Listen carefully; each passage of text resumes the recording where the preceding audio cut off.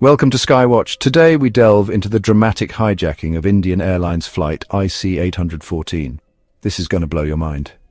The air was thick with anticipation, a mix of excitement and anxiety that often accompanies holiday travel.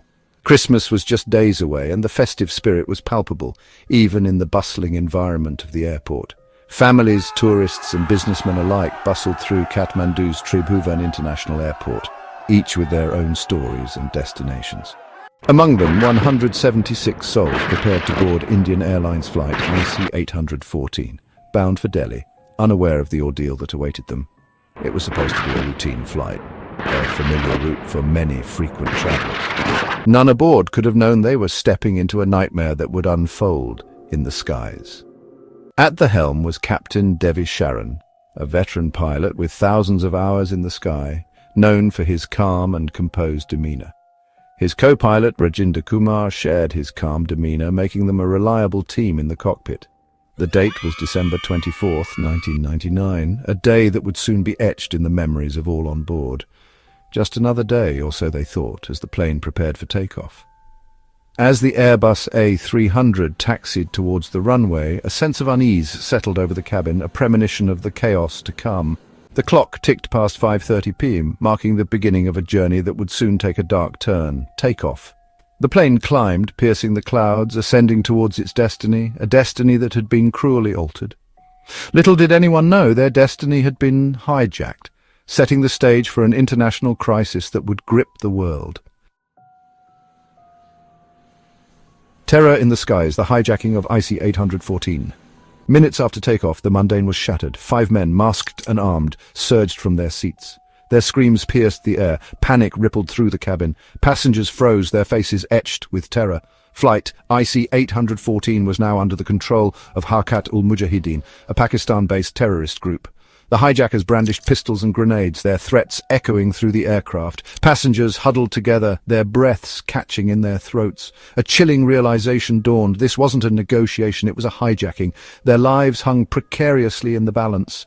The world outside remained oblivious, the plane now a metal prison hurtling across the sky. A desperate flight from Amritsar to Kandahar. This journey was not just a flight path, but a harrowing tale of survival and terror. It began with a routine takeoff, but soon the passengers found themselves in a nightmare. The hijackers' demands were clear release of their comrades imprisoned in India. They stormed the cockpit, brandishing weapons, and took control of the aircraft, turning it into a flying prison. Their methods were brutal, their resolve unshakable. The passengers, gripped by fear, could only hope for a miracle. The hijackers showed no mercy, making their intentions known with every passing minute. They forced Captain Sharan to steer the aircraft towards Amritsar, India. The pilot, under immense pressure, had no choice but to comply, knowing the lives of everyone on board were at stake. A refueling stop, they claimed. But it was more than that.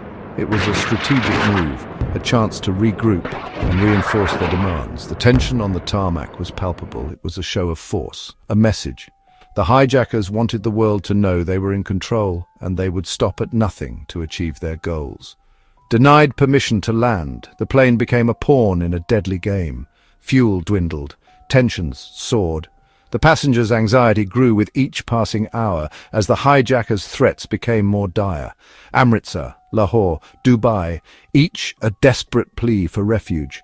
Each city turned them away, leaving the plane to circle in the sky, a symbol of desperation and helplessness. Each met with refusal. The world watched, holding its breath. News channels broadcasted the unfolding drama, and people around the globe were glued to their screens, hoping for a peaceful resolution. Finally, the plane was granted permission to land in Kandahar, Afghanistan, a city under Taliban rule. The passengers' ordeal was far from over, as they now faced a new and uncertain threat. The hijackers had chosen their battleground. Kandahar, a place where they believed they could negotiate from a position of strength. The stage was set for a tense and dramatic standoff. Section 4. Voices from the brink, demands and desperation, Kandahar, a city steeped in conflict and turmoil. An unlikely stage for a hostage drama that had gripped the entire world.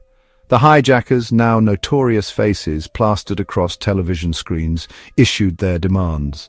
The release of terrorists, a hefty ransom. Failure to comply, they warned, would have dire consequences for everyone. Inside the aircraft, conditions deteriorated rapidly. Food and water supplies ran low.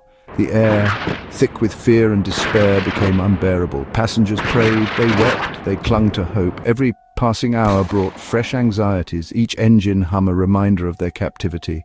The world watched, helpless, as the drama unfolded before their eyes. Section 5. A life cruelly taken, the murder of Rupin Katyal. Amidst the fear and uncertainty, a tragedy unfolded that shook the world.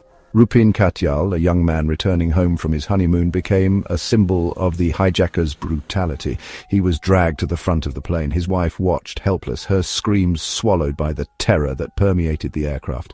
A single gunshot pierced the tense silence. Rupin Katyal, a life brimming with promise, was gone. His lifeless body dumped on the tarmac, a grim message to the Indian government. The world reeled in horror. The hijacking had claimed its first victim. Section 6. A nation in anguish, negotiations and the price of freedom. The death of Rupin Katyal sent shockwaves through India and beyond. The nation, united in grief and anger, demanded action. Negotiations, already tense, reached fever pitch. The Indian government, facing immense pressure, found itself caught between saving innocent lives and acceding to terrorist demands.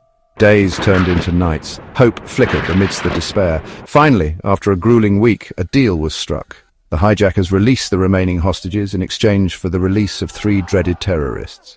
On December 31st, 1999, the ordeal came to an end, but the scars ran deep.